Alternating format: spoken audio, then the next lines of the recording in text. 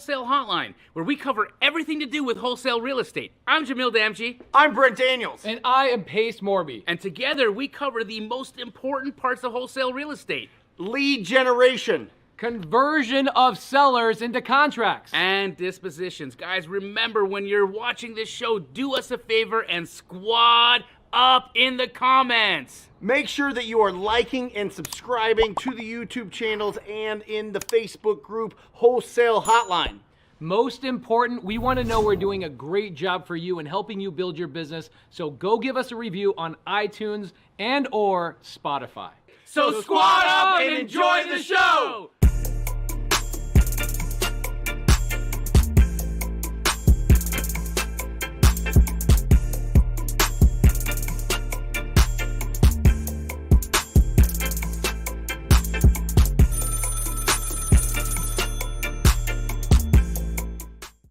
Guys, welcome to Wholesale Hotline, episode 172, 172 weeks in a row. Wow. Amazing. All right, so Matt, show us the live studio audience if you don't mind. Everybody say hello. Everybody can see. Wow, that's insane. Look at all those people. Eddie, we can see you. Tyler, we can see you. Everybody, we can see you. It is amazing how many friends we have in this room. It's beautiful. People doing deals with each other right there in the hallway. Somebody's talking about a Gator deal they just did. Somebody's talking about a big 100-unit deal that they're doing. I have a 160-unit deal in Tucson, Arizona, a place that I swore to God that I would never buy. That's why God put it in your lap. He did. He was like, don't say you're not going to buy here. I'll prove you wrong, Pace. Yep. Pretty amazing. So what we're going to do today is in the Q&A. Everybody in the Q&A, please ask your questions. And based on the audience members that we have right in front of us, Jamil Damji and myself will pull up an individual from the audience based on their experience. We got closers in here. We got people that close all the way up in the New England area. We call that, what do we call that? I call that the Northeast. It is pretty much the Northeast, but we're New England, baby. New England. OG. Justin Toomer. OG. America's, yeah, actually, that is true. Every Yes. time I go to Boston, I remind myself that Arizona is like a brand new baby state. Correct. So we've got an amazing group here today, guys. People in the audience that are doing deals all over the country. Your questions will dictate who gets pulled up to the stage. Where you been, brother? I've been in Canada, man. We missed you for an entire week. What were you doing in Canada? I was at a retreat in Lake Louise. If you guys are not familiar with Lake Louise, Alberta, it's just heavenly. It literally feels like you're living in a painting. I spent 5 days unplugged from the day-to-day that I would normally do, and it was very refreshing, recharging, and gave me a lot of insight. And then I spent the weekend with my daughter, my ex, and her husband, and their other two kids, and had a whole blended family extravaganza. What was the best food you had the whole week? The best food I had the whole week. I would say the pizza I ate last night. It didn't look like a pizza to me. It looked like a big ass calzone. What was it? It was, I don't know how they do it, dude. They tuck in all the toppings under the cheese. And then they bake it till the cheese is all like brown and crusty. It's yum. With gravy on the inside? No. Just pizza, bro. Come on. When you guys think about Canadian food, what do you guys think about? Maple syrup. Yep. Poutine. Yep. Some people think, if people don't know what poutine is, they think you're saying a bad word, by the way. Yep. It's not until you realize it's...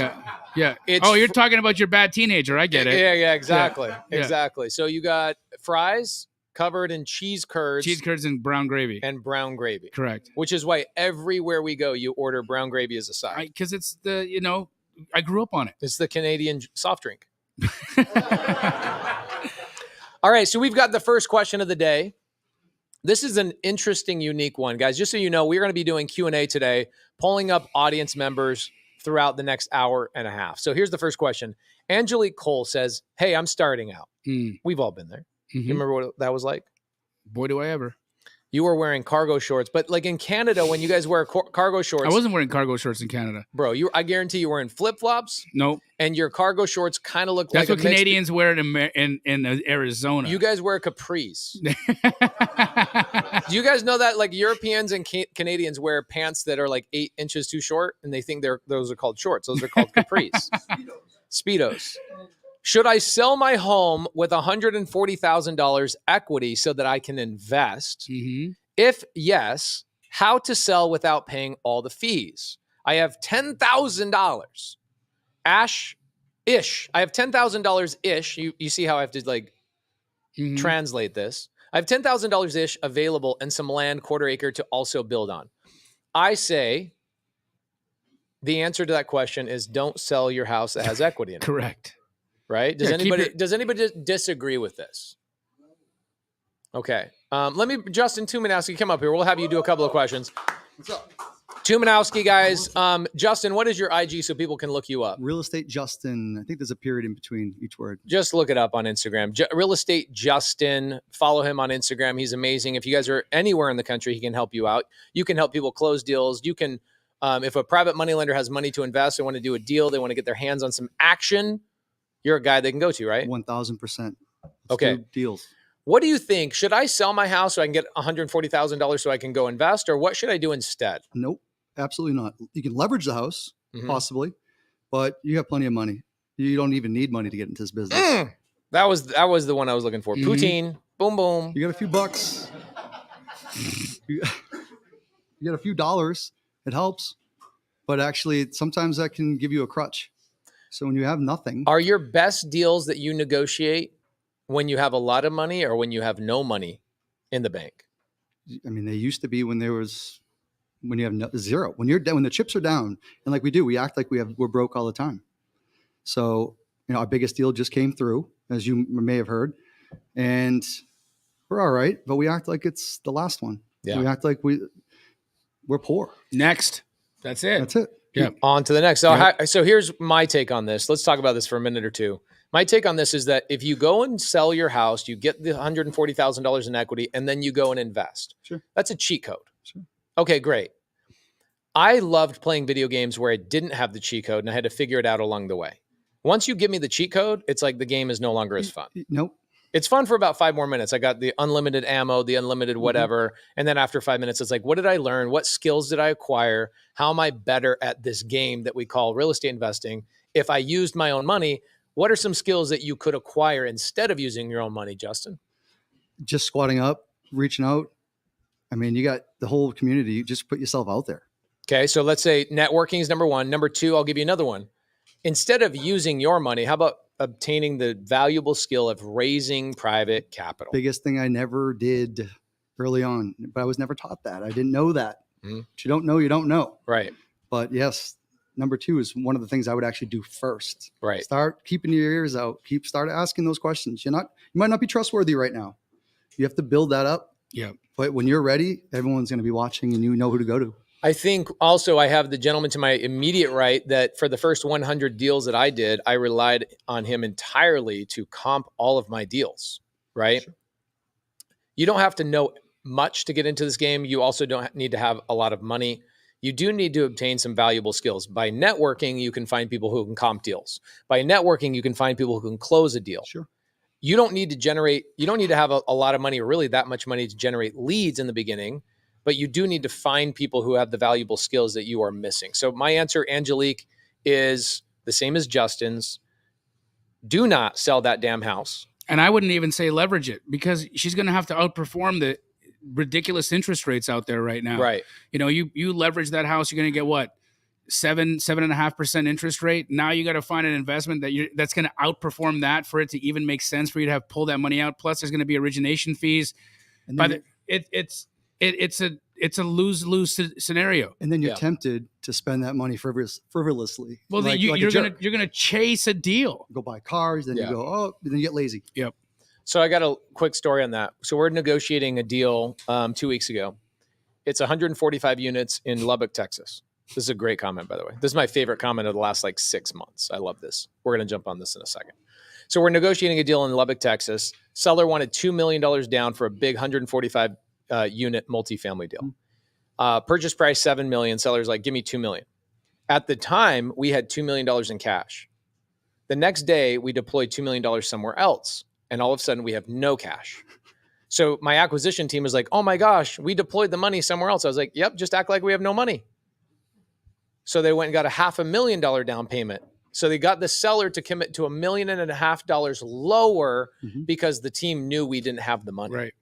Isn't that interesting of coming from a place of, I don't have money, my back is up against the wall. You act like you're broke. You get your very, very best deals. 100% agree. Just like go lock it up at 20,000, go lock it up at 20,000. You send your acquisition out. I want it lower, actually. I want it, 18. And you go, but the ceiling is 20. And what do? They go to 20. They come back with 20. Or 20,500. It was the easiest thing to do. Yeah. So we're humans. Path of least resistance. You got to trick ourselves sometimes. Playing games. All right. So Steve Hansen, shout out to Steve Hansen. He says, it's a holiday. Come on, man. With the Mercedes-Benz on the cover of his... That's a picture of his neighbor's car. That's Well, not his I'd like car. to point. This was he's in the parking lot right now. I'd like to point out that Steven's here watching. So Steven Hansen. As much of a break as you want. Give people a rest. You're rich enough, he says. We don't stop. Do you feel like you're actually working though? This is a vacation, but this is life. Right. Every day is a blessing. You get to hang out with cool people. We've got, how many people do we have in here? Somebody should do the count for us. Do you know how many we have? Oh yeah, you are cool. Okay, so we have a lot of cool ass people here. There's some millionaires in here. There's people who have, I bet you there's easily 3,000 or 4,000 units owned in this room alone, and probably a cool $100 million in this room. Pretty dope. You're like 92 million. I was going to say 99's right here. Okay, so we've got a lot of people, dude. I don't know about you guys, but Memorial Day is a really special day for obvious reasons as Americans. But you know what? I remember the people before us by paying respect to them by putting in the work that they put in. Don't waste a day. Don't waste a day. Don't waste a day. So shout out to Stephen Hansen. The picture of your landlord's car is really cool as your avatar. I like that. 90? Bullshit. Wow, bro. You should get your boyfriend to take math class, bro. There's no way we got 90 in here. Heady bash, bro. Okay, here. Okay, last question, Justin Tumanowski. Let's see if you can answer this question, my brother. Sure. Do you know, Jamari says, can you explain what a 1031 exchange is? In layman's terms, it's just taking the IRS is allowing you to defer gains that when you sold a property, say you sold a property, you're taking the gains, the positive outcome of that sale, and you're transferring into another asset. So I buy a house for 100. 5 years later, it's worth 200. Sure. I now have $100,000 gain. I sell that property for 200,000. Mm-hmm. What do I do with that 200,000? If it's technically we can't do it like that, but yes, we would just roll the 100 or the 200 into another property, another asset. Okay, so we just roll that bad boy over, and then you deferring all the tax, and that's the strategy of the wealthy is to keep rolling that into another asset, and then you upgrade to the next, and you upgrade and upgrade and upgrade, and you kick that can down the road, that tax can, Uncle Sam's can, down the road. So there's a billionaire strategy. It's called defer, die. Because then we're going to get real technical. You didn't know that? No, I know. It's a good one. It's great. Okay, defer, die. So just keep kicking the can down the road. Somebody else will deal with it. And then your heirs don't get to pay the tax. That is correct.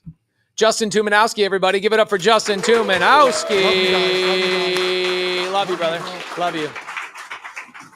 Justin Tumanowski is one of the great leaders of the nation. He's unbelievable. Unbelievable. Look him up. Real Estate Justin on Instagram. Andrew says, I want to hear from Justin T about growing the subto Northeast community. Here's what I'm going to tell you. DM him. Yes. Okay. Cause we're going to pull some other people up here. And also Andrew's in the room. He's right behind me. So just so you know. Oh, it wasn't. Okay. Okay, cool. Dude, check out this. Peyton Roberts says, I became an Astro Flipper today. What a amazing. Okay. not till they do a deal, bro. Oh, you hold back? Is that what you do? They ain't getting no bell today. You just started. It's coming though. Wow, we got a lot of people just loving on Justin Tumanowski in here, basically. Jacob Caddick says, this is Jacob Caddick right here, by the way. Jacob bought my F-150 on seller finance. Did anybody ever see that YouTube video? This is Jacob Caddick right here. Okay. If you guys want to do deals with him, and what are your markets you're focusing on?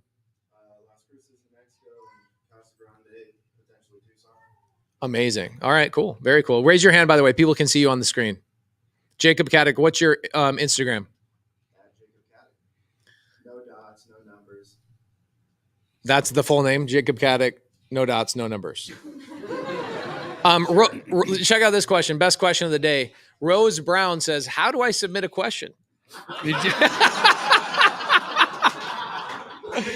Oh, this is like Inception, bro. Oh my gosh. Oh my gosh, Rose, you are freaking amazing. Okay, cool. Love it, love it, love it. Okay, here we go. Here's a question. Pooja Damju. Damn you is her last name. Jamil, Zillow Realtor Redfin is currently not showing sold prices of properties. How do we comp in this situation? What is comping, by the way? There's at least one person that doesn't know the word comp. Yeah, so when you're comping, what Pooja is asking is how can she find sold data so she can determine what the value of her property is? Comparing or comping is comparing two properties to try and determine value of a piece of real estate. And you can only do that by comparing properties that are like, right? So if you have an apple, you want to compare it to another apple, but it's not just enough to compare it to an apple. It has to be the same kind of apple grown in the same orchard with the same soil from the same tree. That's comparing. That's what comping is. What Pooja is saying is that Zillow, Realtor.com, and Redfin are not currently showing sold data. Pooja, I would probably say that you're in a non-disclosure state. I think what's happening is you're looking for sold data probably in a place like Texas or New Mexico or potentially Utah. And because of that, you're not going to get any sold data because those markets are non-disclosure. So what you need is a service that taps into the MLSs for that market. Pooja, I'd be interested to hear, what market are you in? What market are you trying to compare? I'm going to bet you properties $10. in? It's Texas. Bro, come on. Choose a different state. It's Texas. It is Texas. It's got to be Texas. It's got to be Texas. So what you would do, Pooja, is you would go to Privy. Privy has plugged into the MLS data in most of the Texas markets, and it will give you the sold data. What's your Privy code? Startwithprivy.com. Go to startwithprivy.com and check it out. Privy's pretty dope. My wife, who's a real estate agent, uses Privy here now that we have MLS access. She likes it better than the actual MLS. Honestly, look, Privy as a utility came in, took the whole real estate investor world by storm. But I not only think that it's a valuable tool for real estate investors, I think it's a valuable tool for realtors. Because MLS is, if you look at just the how archaic the systems are and the way that the workflow is, or how hard it is to find anything on a MLS, a regional MLS, look at Armless, for instance, it's terribly confusing. Yeah. You go to a software where they've thought about the user, they've thought about how are these people going to be looking at the screen? Where would a natural place be to put this button? This is why capitalism is so important, is because when you have competition that comes into the marketplace, the MLS, the reason why it hasn't improved over time is because there's no competition. Correct. When Privy comes in, they go, man, how do I retain a client without them canceling on me? They improve the service. Absolutely. I told Benson the other day, one of the owners of Privy, I said, you need to get the expired listing list on there. So you click on a thing and it shows all the expired listings the last 60 days. He says, we're working on it. He is, yeah. A lot of data, actually. I've had that and a few other really Look interesting at the audience got excited. foreclosures and other things as well. Okay, I've got a perfect person for this question. Jeff Smith, come on up here, brother. Where are you at? Here he is. Here he is. Jeff is one of our Houston leaders. He runs something called, he has Astro students show up to this, subto students. He has something called Power Hour, where him and a handful of other badass leaders in Houston get together every Saturday for 2 hours, and they get people to make their first calls ever. Oh, hell yeah. Oh, hell yeah. Nice job. You might want to actually change the name of it to that. Hell yeah. Oh, hell yeah. Okay, here's a question for you. MD Gonzalez asked the question, How far do you go in order to do the best deal for a homeowner in need? When do you walk away? If I'm unable to help, how do you get over the feeling of heartbreak and failure? Now, Jeff, remember the person who is asking this question, as you know, you're very seasoned. By the way, Jeff, how can people get a hold of you? Best way to reach out to Put me that is microphone this close to your face. Okay, They want to look like you're making out with it. Got it. Best way to reach out to me is Instagram, jeff.r.w.smith. Yes. That's how you can find That's me. very Texas. Okay. This person, do you think they're generating a lot of leads, or they have not generated a lead yet? Too myopic. First of all, I think this is a hallucination. Yes. I think that. What does myopic mean? Is that like a biopic where they make this amazing movies? It means that you're like focused on one thing. You're focused on one thing, and that right now is a story. And the story is a disaster situation before you even had the situation get started, right? And so you're just understand this, that your mind is going to play as many tricks on you as it can to keep you in the place you are right now, because the place you're in right now is safe. Mm-hmm. Okay. All right. So, Jeff, you're an operator. You've gone way past this. I mean, bro, the other day in the mastermind, you're sitting there showing a photo of, oh, yeah, I've got this piece of land. I'm going to subdivide it. I bought it on seller finance. I'm going to sell it on seller finance. And I'm going to chop it up into 85 other pieces. And I'm going to seller finance those. You're obviously in the business. You're doing a lot of deals. You're helping a lot of sellers. What would you say to MD Gonzalez, who's fearful that you're going to start calling sellers and you're not going to be able to, A, disconnect, because it is business after all, and B, how do they disconnect and get over the heartbreak of not being able to help a seller? There's several things that come to mind as I hear this. And, one of the, of course, great sales trainers is Steve Trang. Mm-hmm. And one of his very first statements was disqualify leads. Disqualify as fast as you can and get them out of your CRM, because not everybody who answers the phone and says, I'll sell, is going to be somebody you're going to work with. You have prospects, you have suspects, then you have leads, then you have somebody you consider a qualified lead. Who am I actually going to work with? And what's the wholesale batting average right now? 1 in 40, 50? 1 in 50 is what we see we have a company that knows the data on this stuff. It's 1 in 50 leads turns into a contract. Right. So for everybody hearing this is brand new wholesalers. Yeah. And so if you think about this, that means 49 people who answered the phone and says, yeah, I'm interested in talking to you, you're not going to do a deal with. So let's just come back to reality. Pace, Jamil, me. We don't bat 1,000. No one does. The next thing I would tell to him, especially as a closer, your biggest mission is to find out what the problems are that they're experiencing. Just how bad is it, and what is the consequence of not doing something about it? I help a lot of people in our Houston community understand this and get better at conversation. I call it the rubber band of motivation. On one side, you have pain, and on the other side, you have gain. And if somebody is stretching that rubber band to the tension point where there's no room left, they're going to do a deal. But for me, like, my motivation, my pain, and my gain is barely zero. I will never do a deal with you.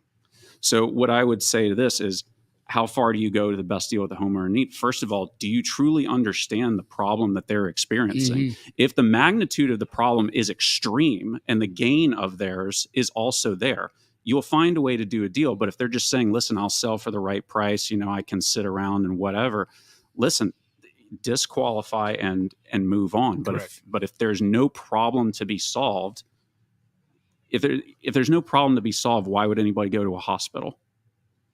It's the same idea. You as an investor, you're there to solve problems. If there's no problem to be solved, send them out the door. I had a seller 6 years ago. I call my wife. I go, man, this guy's ready to sign. Right. My wife at the time was my transaction coordinator. So I said, let's set up an appointment. I need you to come back. He's a sweet old man. And I actually don't do well with sweet old men. My wife does. So I go, hey, come back. Let's sign. I was in the appointment for 2 hours. Rapport. I reported myself into the friend zone. I didn't see it. Anybody been there before? Yep. Okay. Yep. Kihano, don't act like you've never been to the friend. Have you been in the friend zone, Kihano? I mean, with a seller, but not with some ladies. Oh. Oh, that was good. Okay. So I'm thinking, this guy's so ready to sell his house. So I get my wife to come back over, meet the guy, kind of showing him the other side of the business, which is my wife. We get into another 2-hour conversation. And my wife very abruptly ends the conversation. She's like, hey, we need to go pick up our kid. And I go, okay, all right. She pulls me out and we get in the truck. I go, dude, we don't have Asher this weekend. What are you talking about? We hadn't had Corbin and Monday at the time. And she goes, I was just getting you out of the friend zone. I was like, what do you mean? She's like, you report yourself into this little corner. This guy's lonely. His wife died 2 years ago and he just wanted a friend. And I was like, oh my gosh, you're so right. So I go, hold on a second. I stop the truck, turn around, go back in the thing, knock on the door. I said, hey, do you have any intention of selling your house to me? He goes, you want to buy my house?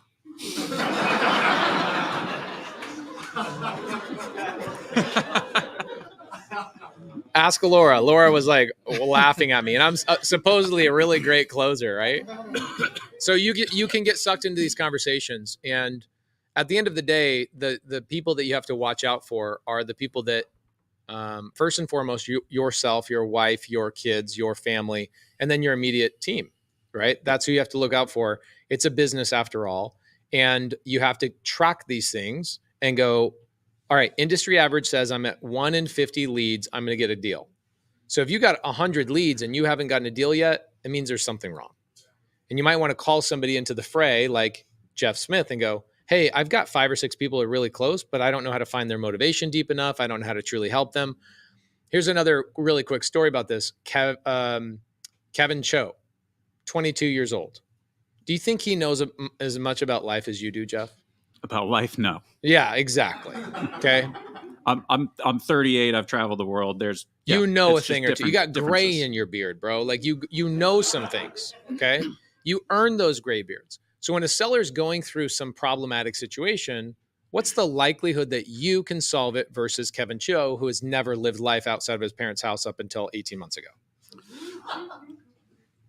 Well, I mean, that's interesting, though, because Kevin does have access to resources and other people. But just individuals, right? I mean, I'm comparing somebody who's young. Forget about Kevin Cho as the individual. Just somebody who's brand new to the business, maybe 20 years old, has never been married, doesn't understand divorce, not old enough to have lost parents, doesn't understand probate, not old enough to own, have their own house, therefore doesn't understand potentially losing your house and the pain that goes behind that. Does somebody who's never lived life have the ability to close a deal as easy as you? Not as easy, no. Because you understand pain. Correct. So if I am working with a seller and I'm having a hard time finding their pain, maybe find one of the gray beards in the audience, right? Right. If that's what you're struggling with, and also to understand how to ask quality questions. Asking bed and bath count is a waste of time. Agreed. Asking the age of the roof and water heater is a waste of time if that's not the underlying issue. Your questions need to revolve around, when somebody walks into a doctor's office, what is the first thing the doctor asks? What seems to be the problem today? We instead do stupid things when we get started. I did this. Hey, tell me a little bit about the house. Oh, yeah. And there's no quicker way to shoot yourself in the foot than to start on condition. We think it builds rapport. It does exactly the opposite. Yeah. Your first questions need to be, hey, besides my phone call, besides our appointment meeting, what has really got you interested? What is the thing about this property that's really getting under your skin? What is the concern that's getting in your way from making this adjustment? Ask a high quality problem question like that, and then you'll get quicker to the meat and potatoes of how you're going to help them get where they want to go and do the deal. So in essence, if the lead is not a qualified lead, I'm also wasting the seller's time by trying to help them with a problem that doesn't exist. Absolutely. So maybe that would be the answer to how do I get over the feeling of heartbreak and failure, is that there is no heartbreak and failure unless you get into the friend zone and realize they weren't going to sell in the first place. The other piece here is that whose heart is broken? The seller, if you weren't able to solve their problem, then there really wasn't a problem to be solved. In what I can see here, they weren't motivated enough to want you to be able to help them. So who's heartbroken? You're heartbroken. You're heartbroken that you don't have a deal, that you didn't get paid.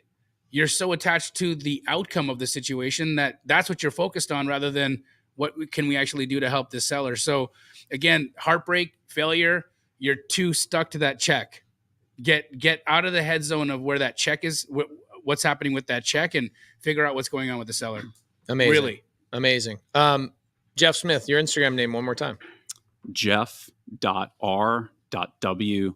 Smith. I had 2 grandfathers. They were both badasses, so I was lucky to get their names. Love it. Give it up for Jeff Smith.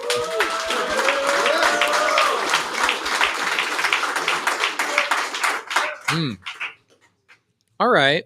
Now, Carlos Carrasco says, can you explain how to wholesale in the Chicagoland area? Yeah. Jamil, I'm going to leave this one up to you. Well, I imagine Carlos is asking that question because you required to have a wholesale, or have a real estate license in Chicago or in Illinois if you're going to do more than one wholesale deal a year. And it's actually not one wholesale deal, it's one assignment a year. That's the law in Illinois. So how you would do it is use transactional funding. Transactional funding, it'll cost you a 0.1%. You'll close your first transaction. As long as you have your buyer locked up, you can sell that deal the next day or the same day.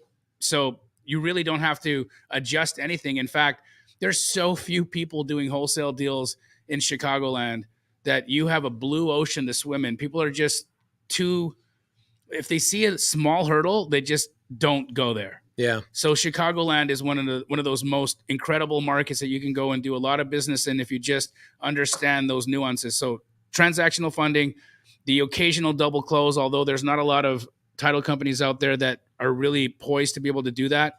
So it'll cost you a point, transactional fund, you can wholesale all you want. Love it. Chicagoland. Wasn't it interesting that Nita from this weekend, solopreneur, woman, knocking doors, is doing 5 to 7 deals in Chicago every single month. It's an incredible opportunity out there. She's like, I don't have a problem with deals. Yep. I have a problem with how to handle so many deals I have. It's great. She made $700,000 net last year. Wow. Net. And she was like, I have too many. I'm turning down deals because I can't handle them all. And the buyers out there, they need you. They need more wholesalers. They need more people to be out there knocking doors. I mean, how much do you think this lady is actually working to do that much business? She said she was prospecting. When I talked to her, she said she was prospecting about 4 hours a day. And the rest of the time, her husband is handling the back end. And he's doing it about 2 hours a day. So think about that, right? Most people are doing this 8 hours a day. Yeah. And if they do it 8 hours a day, could do that volume. She's doing that volume in half the time. Yeah. Which just goes to show you that A, she's probably very efficient at what she's doing, but then B, she really isn't there's like so much opportunity out there because there's just so few people wanting to do the business or figure out how they can circumvent or be able to push through the laws. Agreed. All right, this one's a great question. Where's Ingrid Hernandez? Let's see if she can answer this one. Ingrid Hernandez.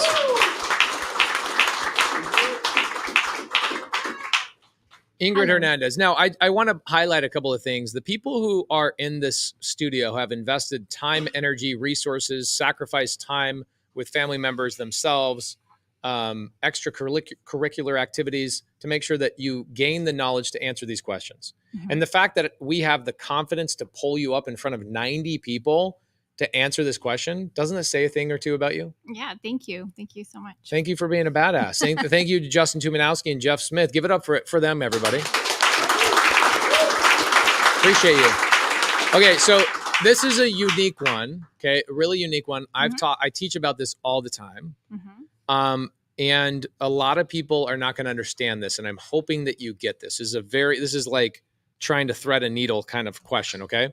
Okay. Antoine Perez says, is there any way to get the equity out of a property without a refinance or a home equity line of credit? Yes. Ooh. I will caveat that, or at least caution, if this is your primary home, I have my own personal reasons why you should reconsider, but experienced investors will leverage their capital partners that they've created in relationships and will leverage those relationships to put private money lending lien against those houses with an interest. So much like what we do in Subto, which is you don't have to run credit, you don't have to do things like that. Rather, you can leverage your relationships and be able to unlock those extra monies that are sitting in equity. Okay, so let's give an example. Yeah. I have a house that I owe $200,000. It's worth $400,000 Mm-hmm. according to Zillow. And I want to pull I want to get money out of that remaining delta, right? I've got about a $200,000 delta, and I want to pull money out. Am I technically pulling money out of the house? And B, how much money do you think I'll be able to get against that $200,000? If I was a private money lender and you brought that to me and said, hey, would you lend to me on that property? I would never want to lend beyond, right now in this market, technically over 70% of the appraised value.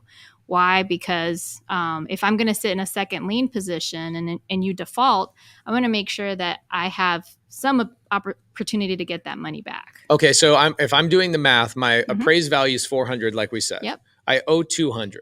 My 70% of the $400,000 that you said you'd be willing to lend is $280,000. Right. So I could go to you, Ingrid, and say, Ingrid, I have $200,000 in equity.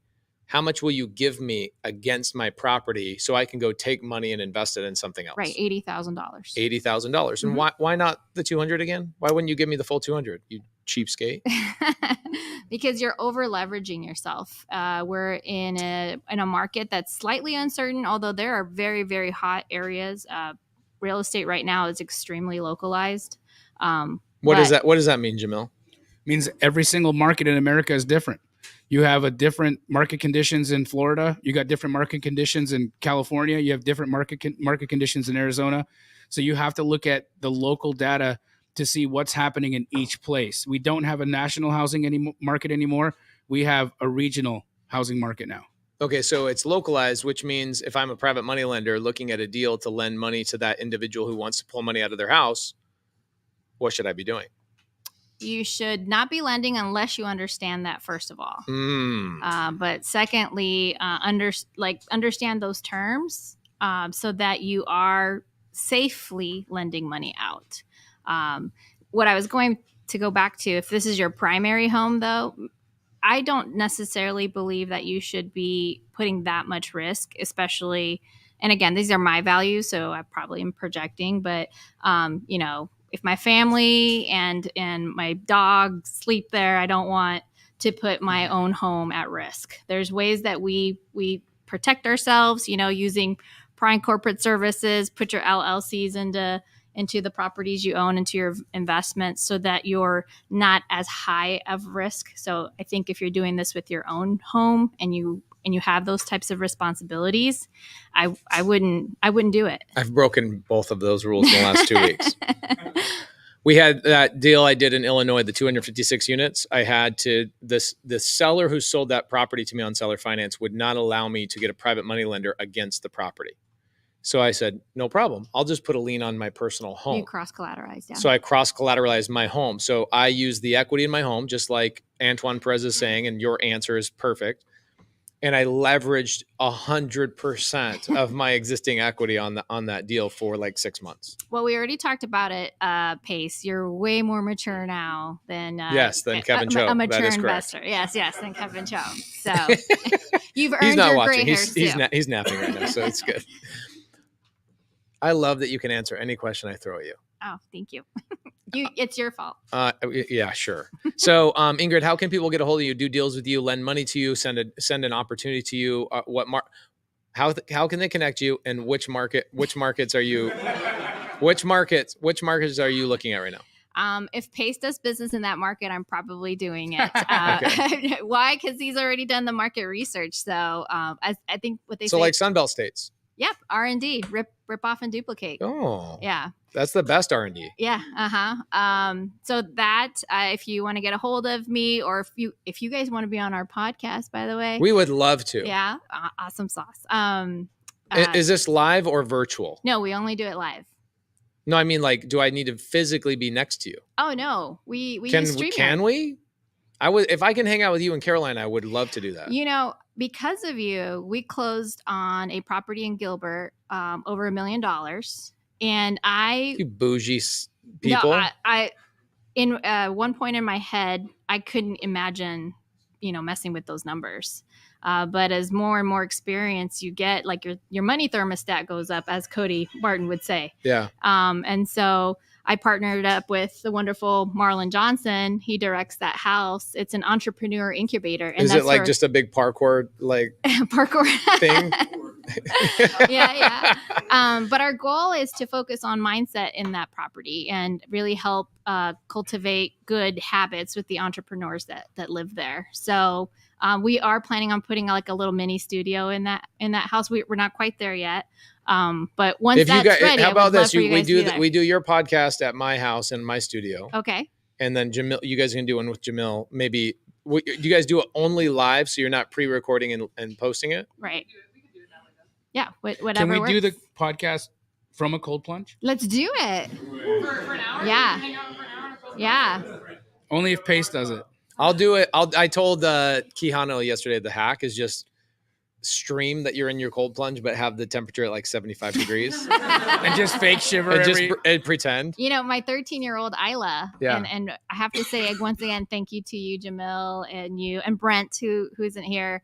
I mean, you guys have built such great communities. And I think a good marker of that is, first of all, my children love my friends, which is they're teenagers. Like that's not normal. But secondly, I love that they're influenced by them. So I just, the cheat code there is like, have your friends tell them what they need to hear because they won't listen to mom and dad. She's not listening right now. Right? But she was in she the doesn't cold know plunge. she's being manipulated. She was in the cold plunge yesterday for 17 minutes. Holy smoke. Pretty dope. Yeah. She beat Chad. You beat Chad, which is insane. 13 minutes. You guys have to make a YouTube video about Chad getting in there, like in and out. So good. Yeah, you killed it, bro. Yeah. So Ingrid, how can we get a hold of you? Yeah. Best is through my Instagram, Ingrid. I am spelled with the YINGRYD _ Hernandez. That's the best way. Just DM me and then we'll get it going from there. And here's the funny thing is I actually get a little offended when people say you guys built a great community. And I look at you and I'm like, how dare you not take credit for helping out so much for the last couple of years? We have built an amazing community together. Yeah. I couldn't have done it without you. You've helped so many people, not just women, but a lot of men too. Oh yeah. Some of the most diverse communities. I mean, if you look around here, you got all colors, all genders. It's beautiful. Sorry. We have a redhead in here somewhere. Yeah. And a 3-legged dog. Yeah. Oh my gosh. How is that possible? We do have a 3-legged dog. Yeah. Cool. Wow. Awesome. Ingrid Hernandez. Yeah. Thank you. We truly love you. I love you guys. Give it up for Ingrid Hernandez. Interesting. You can pull money out of a house. Is it really pulling money out of a house? Well, you're encumbering the house. So that's a big word. You're putting a lien on the house. If you're going to put a deed of trust or some kind of a security against the house, you're taking money out of the house. Okay. Who does direct to agent outreach? Okay. Oh, you know what? I should bring you up here so I can tease you about somebody trying to hit on you the other day. I literally. Do you want to bring him up? Yeah, come on up, Matt. Matt Justice. Matt Justice. I have not tried to set anybody up for a date in a long time. Well, you didn't tell me why you wanted his phone number. I would have said, I would have said, oh, he's got a girl. But you didn't say that. I go to dinner. What's Matt Justice's phone number? So I sent it over. He's like, I got a girl for him. I'm like, shit. Now I already DM'd him or would I DM you or text you? Yeah, you DM'd me. You were too late. So I went for it. I was at dinner with this girl and she's like, oh my gosh, I'm in love. I go, with who? She's like, Matt Justice. I was like, okay, I'll hook you up. She's like, really? I'm in town for 2 days. Like, do you think he'll take me to the Grand Canyon? I was like, probably. And anyway, she's so hyped up. And then you DM that you got a girl. And she was just like, she didn't eat the rest of her dinner, bro. Damn. I don't know. You're freaking heartbreaker, man. Okay, so Matt, Canaldo Sam has a great question. A house that's on Zillow for 230 days, is that a good lead? Probably not, to be honest. Okay, tell us what's your reasoning behind that? So many people have probably already reached out. There's something definitely wrong with the house that's no one has bought it at that point, or the seller is just so kind of stuck on what they want rather than what is actually going to be willing for someone to go and be able to buy the place. Like even for a creative deal, I mean, we've tried to do some stuff at the 200-day mark, and those are still pretty tough to even get creatively. Yeah, you're almost a year in at that point. You know what I mean? Like, it's 230 days is a long time to be stubborn and to hold out. You know that agent has brought them lower offers. You know that agent has had many conversations with that person to say, look, you know, what are we doing here?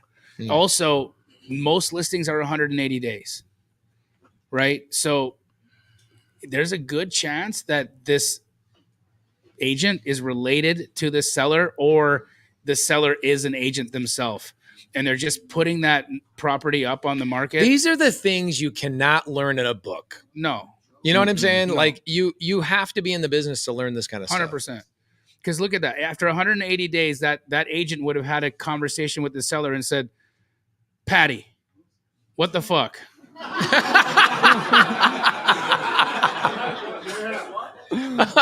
Right? Right? Yeah. What are we real. doing here? Yeah. Are we gonna, you know, so that didn't happen because we're at day 230. So it's either the agent owns that house and they're just fishing, or it's a relative and there's just no motivation there.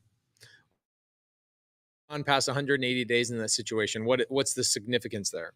180 days, your listing is expired. So what does that mean typically if I am a non-related agent, also non-owning the property agent, what would normally happen to that lead? So that it would become expired. The agent would have lost confidence. The seller would have lost confidence in that agent and being able to sell.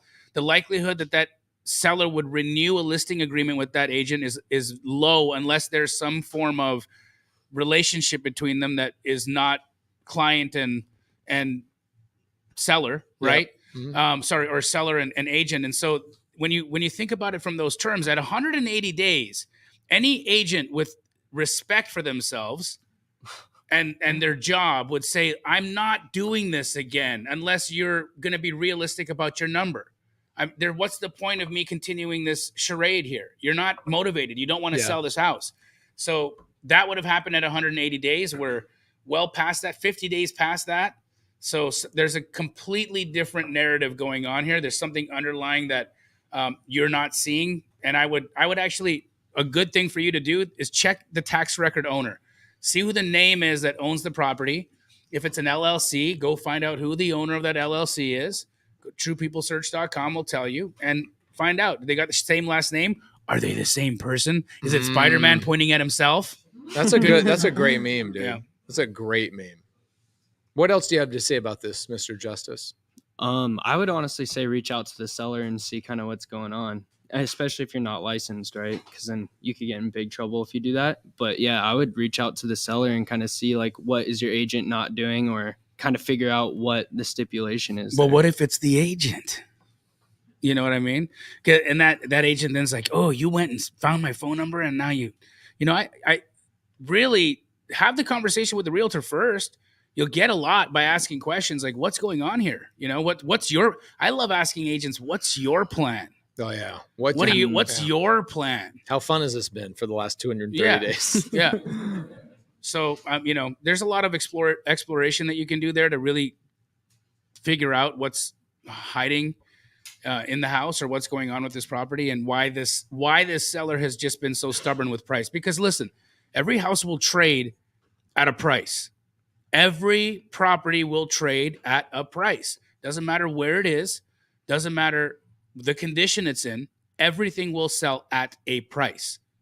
What's the price? Right. Matt Justice, how can the single ladies reach out to you?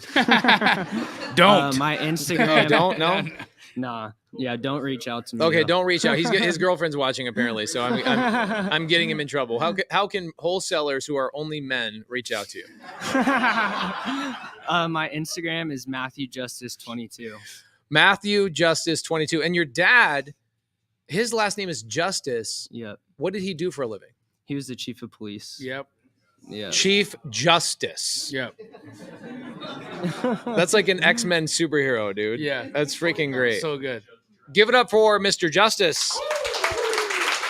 Love you, bro. All right, I've got to bring our resident closer up here, Mr. Quijano. Come on up here, Mr. Quijano. Okay, So- Joel, did Joel pick you up? Yeah, dude. Did he crush your nuts? No. No, okay. He did with me, and it was not. I was like, make sure you do that to Jamil. Crush nuts? I didn't want him to tell you that that's what was going to happen. But he's strong, man. He's strong, bro. He's strong. Super strong. Yeah. And he won't stop until he lifts you up. I know. I love him. Joel says, most important tool for closing sellers and connecting. Okay. How to break down their problems and dig deeper. How to get past the awkwardness. It's interesting, Keanu, you've got a personality much like me. Have there been many awkward moments in your life? Not many. Not many. No. Right. So let's talk to the people in the audience that they don't have that normal, or that thing that we call normal. Yeah. They don't have that. So Sure. they got to build it. Right. How do I get past the awkwardness? How do I dig deeper? And how do I connect with the seller so I can actually close a deal? Is probably the better way to ask the question. Yeah. It's one very important word, right? Write it down, get it tattooed if you struggle with this. Listen. That's it. Listen.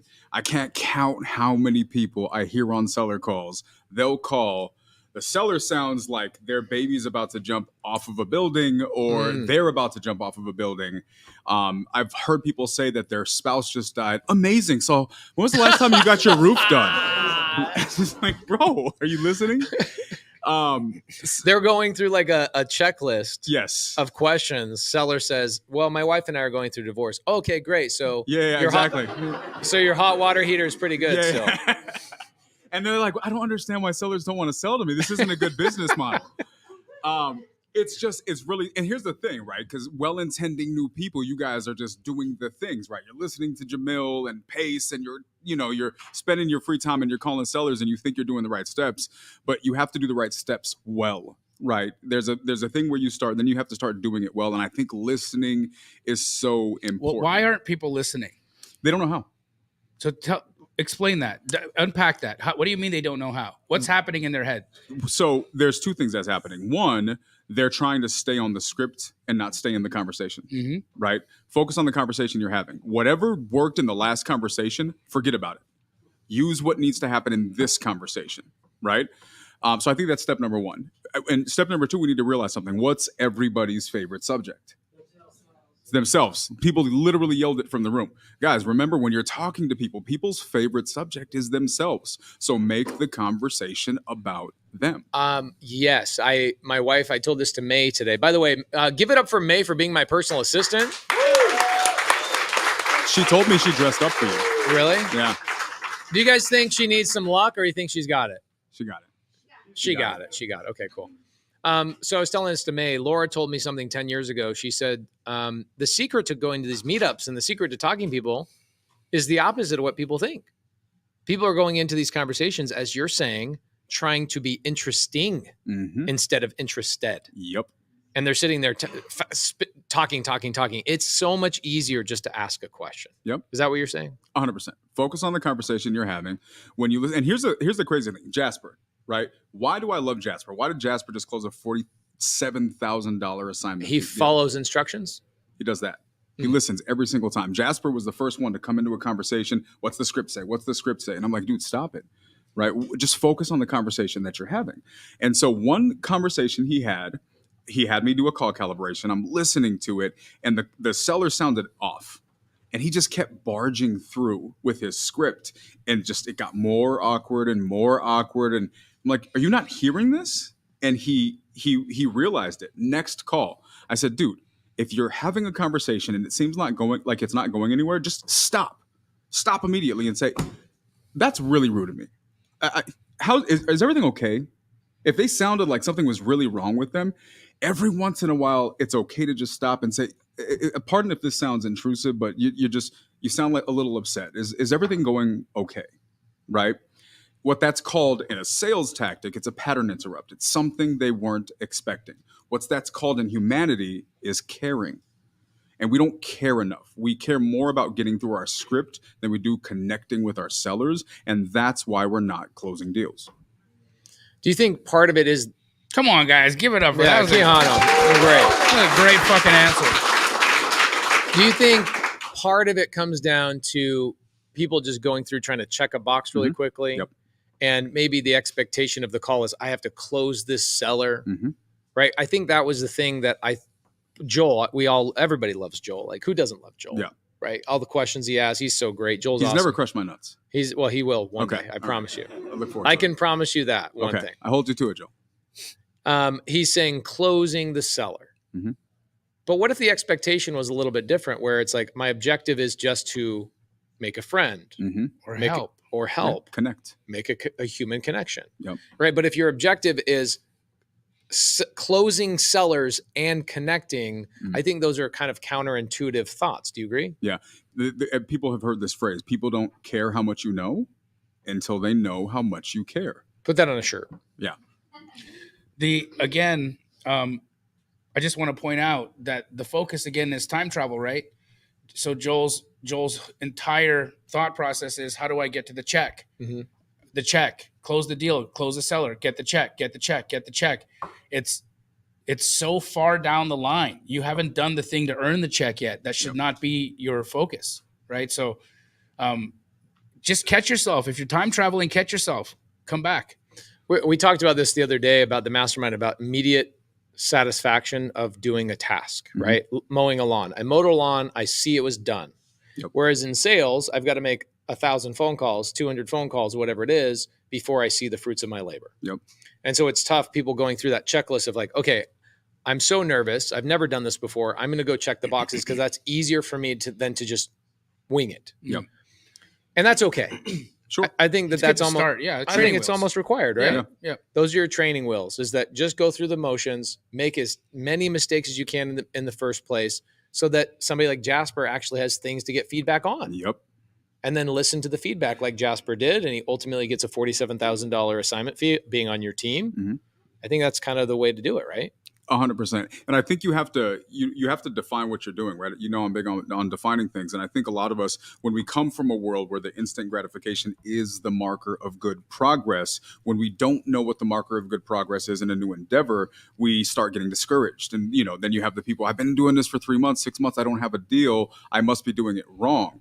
Well, maybe you're just looking for the wrong type of proof. Right. So I think if you're new to this, for anybody who's never had these conversations before, know that daily consistency is a mile marker, even if you don't see the results. Also, if you are tracking not deals you're doing, but connections you make with human beings, Mhm. Yep. you go, hey, in the last 3 months, I've made 47 unique, awesome connections. I've learned new things about people in other parts of the country. I have had tremendous success in this business, and you didn't equate it to a check. Mm-hmm. You are on your way. Do you agree with this? 1,000%. Amazing. 1,000%. Quijano, you've got a boot camp coming up. What's up? I'm working on it now. It's in the works. Come on, dog. You don't come on Wholesale Hotline without a date, man. What's the date? The date is You don't know. soon. Let's I don't make sure know. people DM you. okay. So slide in the DMs. Daniel.theq on Instagram. The Q as in Quijano. I just got handed a whole set of calendars. Oh, wow. Okay. Right. Are you going to pick a date? I don't know. You want to just point? I at the think you should have calendar people and DM you. I should have people DM me. Yeah. Yeah, Daniel.theq up there, DanielTheQ.com, any of those things, and we have the information. The last couple of boot camps have been at my house. They've been Yes. super dope. Amazing. You're my friend. I love you. Likewise. And I told you, I don't know, a year ago, I said, dude, you got to get a boot camp together, bro. Mhm. And you were like, but where? I said, my house. Yep. So I think the last 3 you did at my house, that was a lot of fun. Yeah. I imagine nobody's going to go to Albuquerque for this boot camp. No. I don't. Yvonne doesn't even want to go to Albuquerque for the boot camp, but she lives there. Yes. Yeah. So you're going to be doing this probably in Phoenix, Arizona. Yes. Sometime this upcoming month, Next 2 couple, months. yes, next month or two for sure. Okay.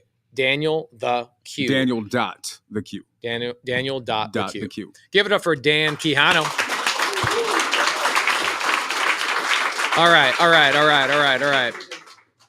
right. You know, I wish I had Ingrid up for this question, but I'm not going to go to you for this one. Let's see who can answer this question. I don't know. Maybe Ted Miller could ask this question. Do you think?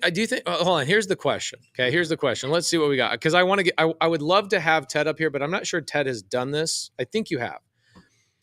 Brian says, how do you wholesale while having a full-time job? Made 300 grand. Okay, come on, brother. Sit down. Here we go.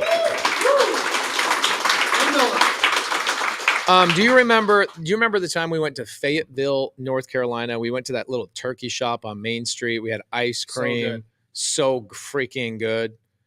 And then we went and saw a house in wherever. That was a deal I bought from this man, Ted Miller, subto. Okay. And then there was the same day, we also had a gun pulled on us in the safest city in the United States. Crazy. That was a fun day. Very fun. I love hanging out with you, bro. I'm assuming that's not Fayetteville, right? No, it was up by Raleigh, Durham. Oh. There's a city up there called I don't know if it's Katy or something. It's between Raleigh, Durham, and it's Cary. Safest city in the United States. We had a gun pulled out on us. It's great. I had my butt out the window. We deserved it. Yeah, we deserved it. Ted Miller, where do you live, brother? I live in Durham, North Carolina. Durham, North Carolina. Yep. And can you answer this question for us? I started wholesaling when I had no formal job, but people on my team do have full-time jobs, and they are wholesaling with us as closers. Mostly closers. Or Okay, so I like this. I think the biggest challenge for somebody who has a full-time job is that you're all day long being told exactly what to do, and you're plugged into somebody else's business at that 9-to-5 job. Then you come home and you have to remotivate yourself into a completely different brain space, which is you're not being told what to do. You have to go and create all momentum, rely entirely on yourself, etc. So one of the hacks that you're telling me, which is what I'm hearing, is maybe go plug into somebody else's team for 2 or 3 hours in the evening. You don't have to generate your own leads. You don't have to worry about the structure or comping and all that kind of stuff. You just need to take the action that somebody else is telling you to take, which would be joining Ted Miller and Justin Tumanowski's team. Exactly. Yeah. That's what I would recommend. Don't try to figure out everything on your own because there's so much to figure out when it comes to wholesaling, pulling lists, doing skip tracing, which I'm still not even good at. Who does it for you? Tumanowski? Admin. Oh, admin. Yeah. I'm like, Tumanowski ain't doing no admin. No. He figured it out though, but he offloaded it to There you admin. go. That's the boss move right there. Yep. So I'd say if you have a full-time job and you're extremely busy, find you got to dedicate the time to that team, because if someone joined our team, we do pour a lot into you to make you very good and give you the confidence when you're talking to sellers. Because a lot of people on our team are pretty new and they get stuck very early on these calls. But me, Justin, other people will listen to their calls with them and say, hey, Ted, what do I do next? And I say, ask them this, tell them that. And then if they really do get stuck, then me or Justin will get on the call with the seller. So you would call that a call calibration? Yep, but live. We have a live Zoom on, and it's a lot. We listen to their calls live. Yeah, so you do an open office type of format. So they come home from their 9-to-5 job, let's say at 4:00 in the afternoon. They come home, kiss the babies, have dinner. They then get on the phone, let's say 5:30 to 7:30. You guys have some sort of open office format that they can call sellers. And when they need help, they're like waving at you guys on Zoom, and you guys jump on the call or tell them what to say. We're typing in the side chat, telling them what to ask next. Wow. So they're learning right away. And we typically know how to break down the deal so they know what they're negotiating for, whether it's creative or what they need in cash.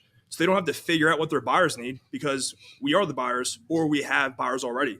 So there's like 50 cheat codes all in that one thing. Yeah.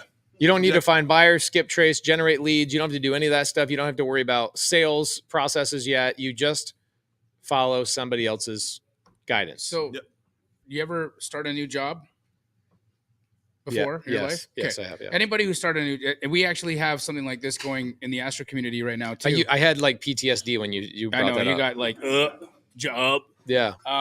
But no, really, like when you start a new job, what happens, right? You go into the place, they're like, watch these videos, and here's the rule book. When you're all done that, come out and hang out with the rest of the people. So you watch the videos, you read the rules, you still have no idea what's going on. And it's not until you sit down and you start watching people do the work that you understand what the job is, right? You actually have to sit in the office and watch the people. Oh, that's the job. Got it. And then you start doing the job, but with your own spice, right? You do the same thing other people are doing it, but you're doing it your way. And one thing that you said that I think is really important is one thing. Do one thing. Focus on one thing. You focus on one thing, you can actually figure this out. If you try to do all of the things, if you try to figure out, how do I do the contracts? How do I do this? How do I find buyers? It's brain damage. Yes. There's no chance to do that with a full-time job. I want you to answer this question for us as well, Ted Miller. Please read the question, but do it in a joking voice, okay? My question is, what does a house wear? Address. Oh, yeah. Address. I didn't know that one until the ending. Yeah. For the people in the back that didn't understand that, what does a house wear? Address. Yeah. You just have to wait about 7 seconds. People go, oh, I got it. I got it. Okay, here we go. Let's keep you up here for a couple. Are you okay with it? I'm fine. Yep. I don't hear enough from you, bro. I like to be calculated with what I say. I love it. Yeah. I love it. Okay. Jamil, Hater says. Hater. All right. Not with a T, with a D. With a D. How can you figure out an accurate ARV when comps have a big range? The range is from $390s up to $600,000. The comps are all over the place. Do you take the average of all those comps? No, you're missing something. You're 100% missing something. You've crossed into a historic district, or you've crossed into a completely different neighborhood. Maybe they look very close to each other, but they're not, right? So if you see the comps are jumping like that, that means the neighborhood is jumping. If the neighborhood is jumping, then you have to tighten up where you're looking. I can tell you that this happens a lot in areas like in Phoenix or in Southern California, where you have these historic districts and things change from one street. There's a neighborhood not too far from this studio that we're at, where literally one street over, all the houses are worth $150,000 to $200,000 more than one street south. Just one street makes a difference. And you didn't cross a major road. You're actually in the same subdivision. It's just that one street has something special about it that people will pay significantly more money. So, Hater, what I would say is you have to do more investigation. You have to find out why. What I would also say is that when you see jumps like that, stay linear on your comps. Try to find a comp on the same street, because maybe what's happening is if you're looking at a deal in California, if you're looking at a deal where there may be hills, here's another thing that I see happen all the time as well. You've got a neighborhood that when you're looking at it 2D, you're comping 2D, everything looks flat. But what really is happening is this house is on a grade, and all these houses are the elevation is changing house to house to house. So they have like a view. So these guys got a better view than this guy's got a better view than that guy. And so the view continues to elevate and escalate as you go higher up. But you look at it from 2D and you think it's all just the same subdivision. So there could be nuances or things going on there that you're not seeing. So I would try to stay as level as I can, but no, don't average, because you're missing something. You're missing something significant. Love it. If I'm in sub 2, I'm a sub 2 community member and I want to join the Tumanowski and Miller team, how do I get part of that Miller high life? Well, number one, you can reach out to either myself or Justin on Instagram. How do I reach out to you? Instagram, Ted_Miller_REI. REI. Ted_Miller_REI. Not confusing at all. Yeah. It's good. I like it. All right. Perfect. Okay. Good Ted Miller, everybody give it up for Ted Miller.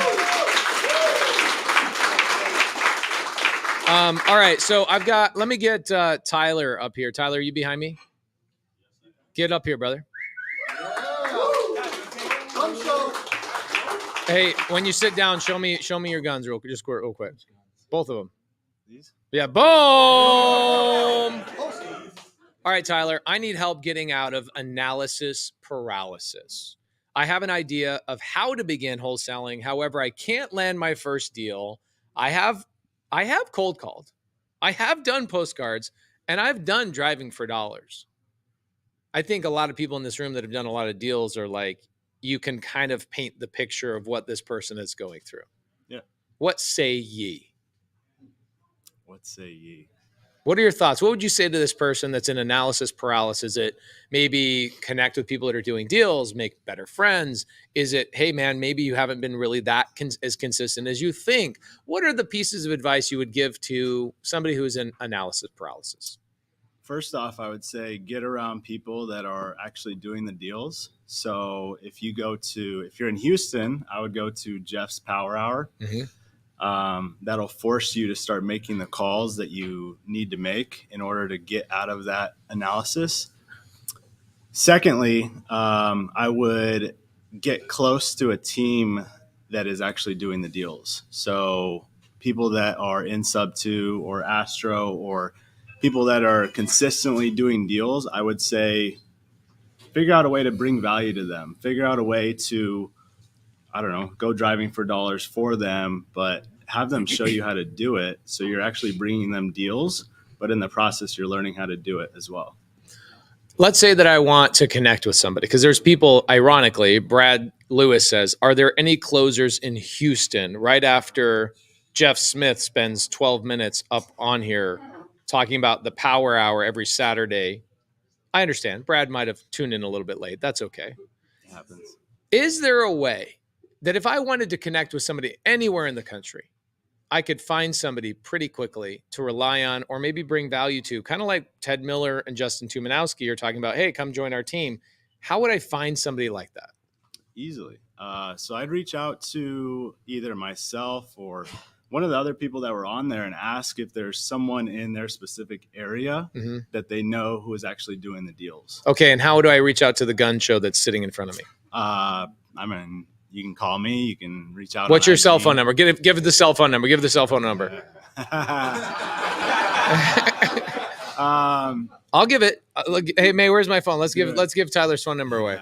425. Oh, all right. Well, write this down, guys. This is the real number. I've memorized it. I know he's telling the truth. 425 358 0789.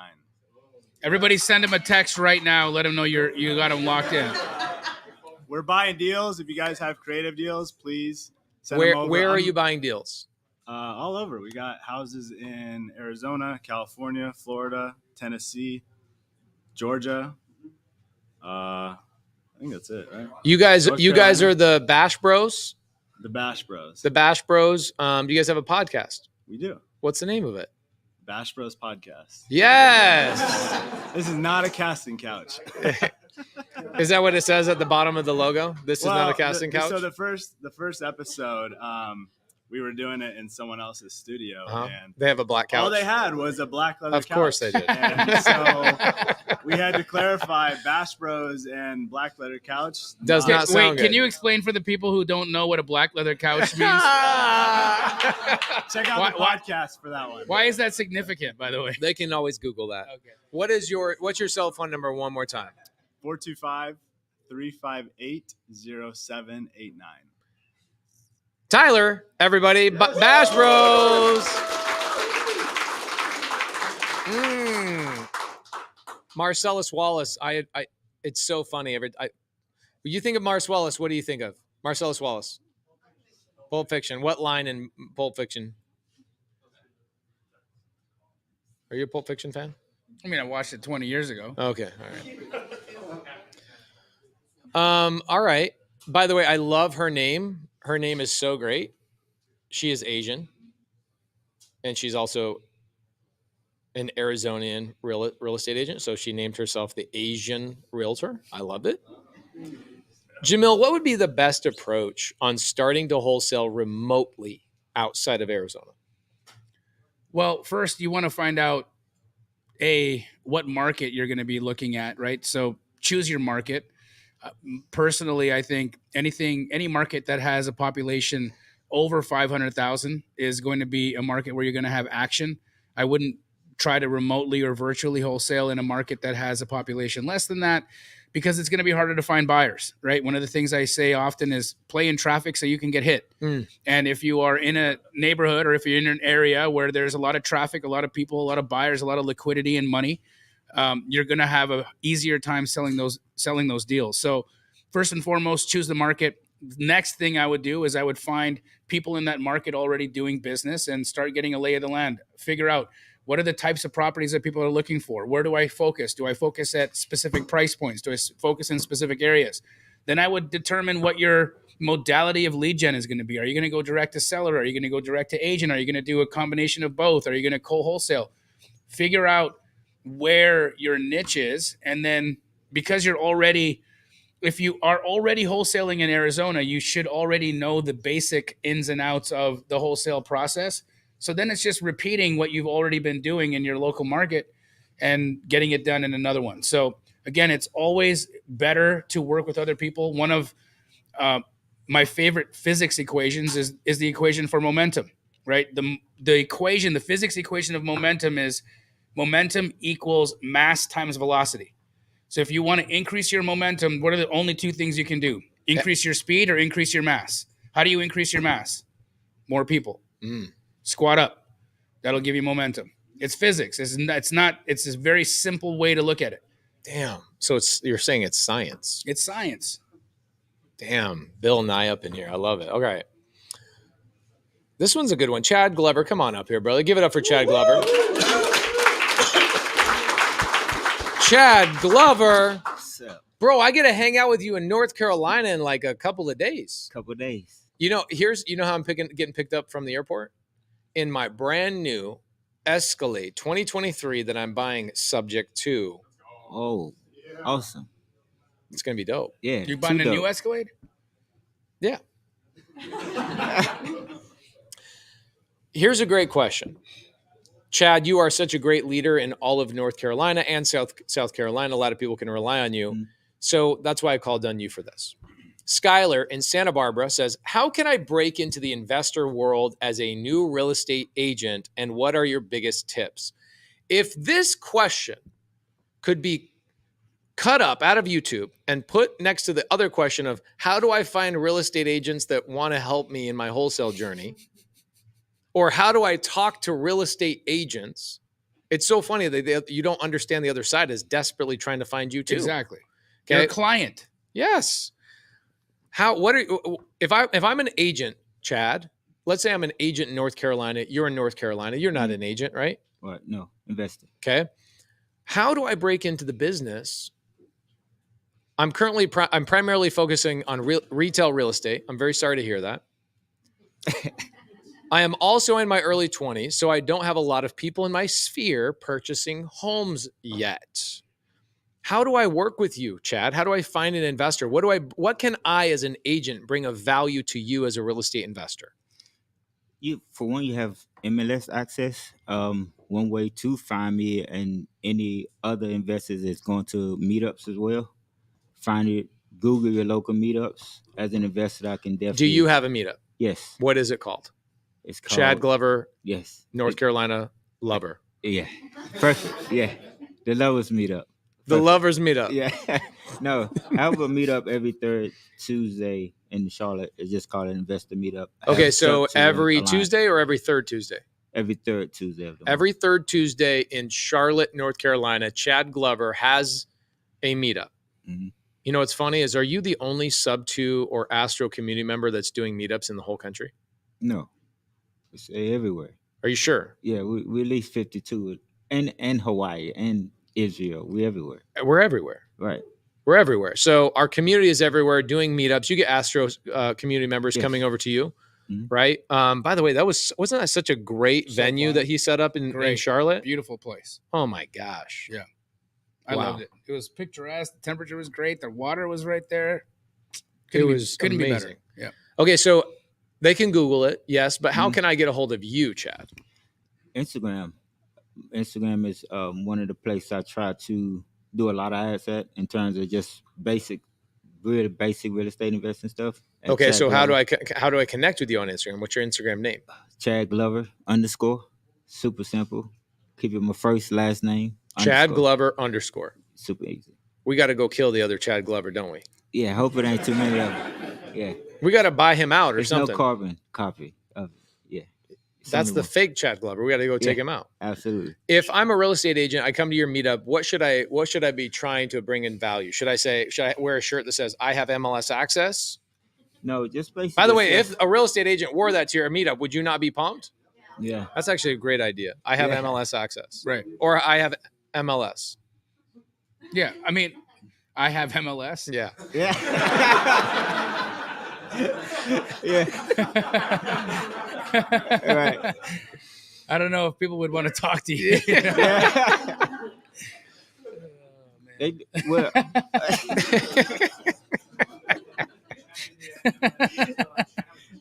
that may not be a good one. Oh, that's good. So what if I'm an agent, what should I have as an expectation? Should I be walking up to people and saying I'm an agent, or do real estate investors not like agents, so I should hide that?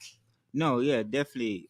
Let them know what you do. The best thing that I tell agents in this, I bet in this market, if out of any, is to be an investor agent. So don't come in with just your agent hat on.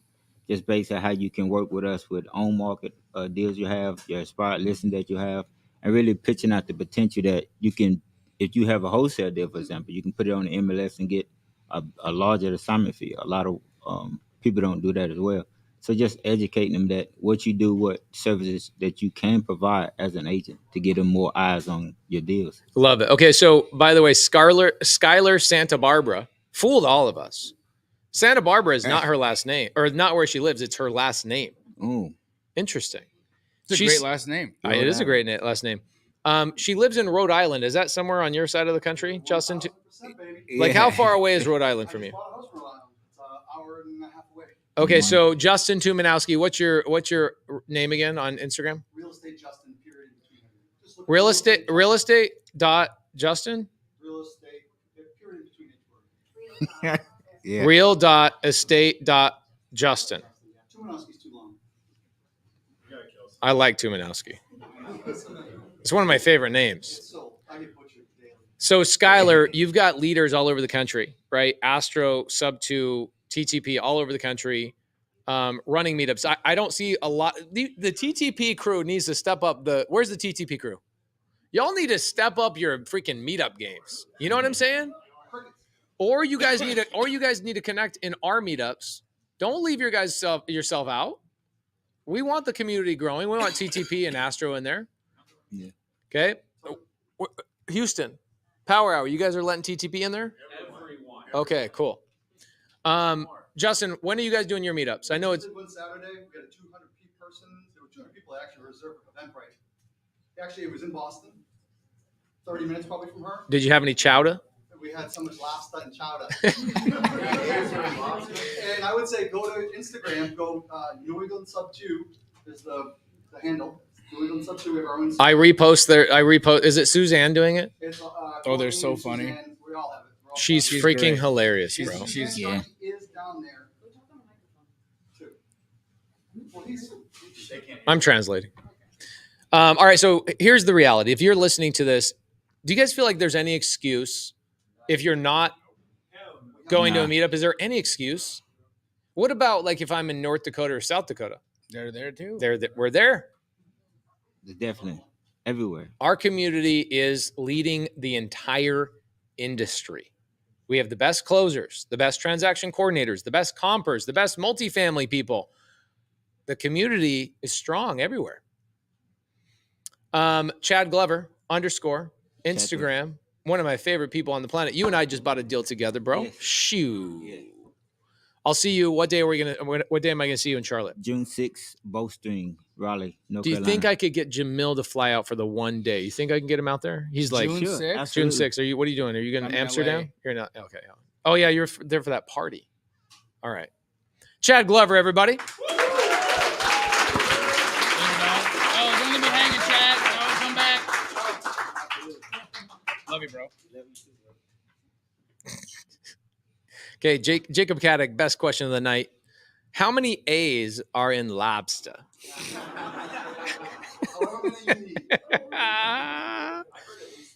Oh my gosh, I love that. Okay, let's do one more question. What do you say? We're wrapping up for the evening. Let's do one more question. Will, I'm going to answer this question for everybody. Are there any sub-2 groups in anywhere in the country? Is there a part of the country we don't have a sub-2 group? Can you guys think of something? No, I don't think so. Ironically, Will is asking about Raleigh, North Carolina, and I'm going to be there on June 6th with Chad Glover, who's from Raleigh, North Carolina. Everywhere in the country, there is a community meetup. Okay. All right, here we go. As someone completely new to REI, do you suggest we squat up with other newbies, jump in head first, F things up and learn from that, or squat up with experienced members? Let's see. Who do I want to pull out? Andrew, you want to get up here? Get your ass up here. Oh, shit. All right. Another Houstonian, one of the great leaders down in Houston. You've really stepped up, bro. It's been fun to watch. Thanks. Super proud of you. Let's start with your Instagram name. Tell me you don't have dots and underscores in your name. No, it's just straight subto Drew. Subto Drew. Sub Did you and Drew? Did you and Subto Drew in Florida fight over this? No, we did not. He has more muscles than you, bro. Dude, he's got a lot of muscles. Okay, so Subto Drew on Instagram. So SUBTODREW. No dots, no periods, no simple, straight hashtags. So the other Subto Drew is out of Florida. So shout out Drew out there. Bro, he is ripped. Like he's been chiseled out of marble. Yeah. Have you seen him? No. You've hugged him before, actually. Oh, I've watched it. The guy with the 8-pack? Oh yeah. All right, so Subto Drew on Instagram. You're running the Houstonian group down there, Power Hour with the boys, Jeremy, Jeff, yourself. As someone, when I'm brand new in real estate, should I just focus on hanging out with new people because that's comfortable and I don't want to look stupid? Or should I go hang out with experienced people so I can not feel stupid? Deals. I don't know. So I would say I've had a lot of growth because I hang out with experienced people. So I've been in Subto for 6 months now. And a month into it, I found all the leaders and I was outside their door, knocking on their door, trying to provide value to them. Did he do a good job? So like what I would say to that question is find the people that are actually doing the meetups and try to provide value to them. Whether if it's having time to call people, whether if it's joining their teams and being committed to their teams, I would say joining an experienced team will accelerate your growth as far as closing more deals. Bro. And so because of hanging out with people like Jeff Smith, Jeremy, I've closed a ton more deals and we're really working the low equity direct to agent market. And it's just been nuts. It's just been insane. Interesting thing that people would jump in to real estate and want to hang out with people who are also brand new. And when you say provide value, okay, providing value is very ambiguous. It's not very specific. So let's get specific. Yeah. I'll give you a really specific idea. If I join Subto or Astro and I go to the meetup, Jeff Smith, let me ask you a question. For Power Hour in Houston, would it be valuable for you if I, as a new community member in Subto or Astro, called the other community members the day or 2 days before, texted them all and said, can't wait to see you guys, and reminded them personally to come out to the Power Hour? Yeah, absolutely. So you're telling me I don't have to know how to close a deal? Yeah. I don't have to know how to comp, but I can bring tremendous value to a weekly meetup. Coordinate, yeah. To help coordinate meetups, to help coordinate reminders, to help do it. There's a ton of stuff that people can add value to. And it's not necessarily, providing value in the sense of helping us close the deal. It's literally what you said, just help with coordination, help with, hey, reminding people, help with, hey, I have free time or I work at a certain facility or a certain area. I can provide value because of the resources that I have. So it's not necessarily directly providing value in the sense that, hey, I have a better script or I have a better list or I have a better, like all those systems are already in place. I would say the number one piece of value that we probably all need, Jamil, when we first jump into this business from somebody else is not knowing how to close a deal. Okay. Not knowing how to comp, not knowing how to raise money. I would say the most important thing I need when I go to a meetup is somebody who just wants to be my friend. Yes. Absolutely. The interesting thing here is when I read this, whoever the Facebook user is, it would be great if we knew your name, but Facebook user, you are saying that by working with newbies, that's where you're going to jump in head first and F shit up. You're going to do that working with experienced people as well. So don't think that you're going to, just because you're working with somebody experienced, that you're not going to be required to jump in, that you're not going to make mistakes. You're going to make mistakes. Mm-hmm. You're going to make mistakes befriending the experienced people. You're going to make more mistakes befriending and following the blind, right? That's not going to get you to your goal faster, right? Again, all of these things are very important. Lead with value. Ask what you can do to be helpful to somebody. But at the end of the day, right, I think when you are trying to elevate or do something new, you can't learn from people that are new. Correct. You have to learn from people that are physically, mentally doing the work that you're trying to emulate so that you can do the same thing. Jamil, what do you think stops people from doing that? Oh, it's always fear. It is every time you come across a roadblock, whatever that is, that stops you, it's fear. It's fear that it's not going to go your way. It's fear that you're not going to measure up. It's fear that what if I get it right? Yeah. What Fear if of I actually success. succeed? Everything will come back to some form of fear. Yeah. And again, what are you leading in? What are you letting lead you? Are you letting love lead you? Are you letting confidence lead you? Or are you going to let fear lead you? Because you see what fear is going to do. It's going to trap you in the exact same spot you're in. I was talking to Ken Lee. Who knows Ken Lee? I was talking to Ken Lee yesterday, and he says, I started doing bandit signs, and I started doing Kihano was in the room for this. I started doing bandit signs and direct mail, and he avoided answering the phone call. He was so afraid of hearing a yes. He's like, I wasn't even afraid of the no's. I was afraid, like, what if they said yes? I didn't know what to do. Yeah. So for 6 months, he spent money like driving around in his car, putting up the bandit signs, doing all the things, spending money on postcards. And it wasn't until somebody else in the community latched on and actually helped him through it, right? We are nothing without our friends. 100%. I want to give a shout out to Carolyn and Myron Briley out of Dallas, Texas. Yep. Shout out to them. Great leaders. Love them. Isn't it so great that we can go around the country, anywhere in the freaking country, and our best friends are all over the entire country? Yeah. Yeah. It is so special. What we've all, guys, forget about me and Jamil. We were just the two first buddies that linked in, and we all have just created this amazing domino effect of friendship. And I appreciate all of you guys. We love you guys so freaking much. I watched Carolyn and Myron a year and a half ago. I did this weird thing on Instagram. I said, first 2 people to comment on my Instagram post, I'll fly out and you can spend a day with me in Arizona. I'm doing the same thing, by the way, this Friday. So watch out for my Instagram. Make sure you watch my stories. I pay for their flights. They come out. They hang out with me. Fast forward, they now have 70 doors in their portfolio a year and a half later. And they are currently raising money for a $100 million deal here in Arcadia, Arizona. I'm so proud of them. I'm so proud of everybody. No matter how big the progress, it's all massive. It's all massive. And bro, 6 months, you becoming a leader, helping Brad Lewis get his first deal. Yep. So proud of you, bro. Yeah, like thanks. You just stepping up to the plate and going, how can the leaders who have been, Jeff really fought hard for Houston I watched him for 2 years. Yeah. He was waiting for you. He was waiting for Jeremy. He was waiting for the whole gang to show up so you guys could get together, form the Three Musketeers. Would you guys want to be the Three Musketeers or the Three Amigos? Three Amigos for sure. For sure. Yeah. What do you think? Three Amigos? Okay. No. You shot him down. The Cowboys. The Vaqueros. I just want to say thank you to everybody. And thank you.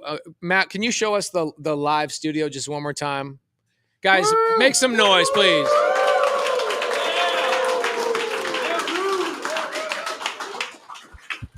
Why don't you take us home with a quick little, now you're back home. Yeah, I'm back home. Guys, 172 episodes. Is that right? 172 weeks. 172 weeks you guys have been tuning in. When Pace and I first started this show, we literally were using our cell phones and we were putting a microphone up to the speaker on our cell phones. And it started with this idea that we could just help people get past whatever obstacle that was keeping them from taking action. And look at this, 172 weeks later, we've got a studio audience with at least 90 people, I think maybe more, but at least 90 people in here. You just had an incredible mastermind, so many beautiful faces I haven't met and many that I have. And there's hundreds of people on this live stream right now, many of whom are brand new, first-time watchers coming in and asking, how do I do this? Who do I talk to? Where do I go? You're in the right place. So we'll see you on week 173 for Wholesale Hotline. We're out. Later. Or just say squat up. So squat up and enjoy the show. Yeah. Yeah. Okay. 1, 2, 3. So squat up and enjoy the show.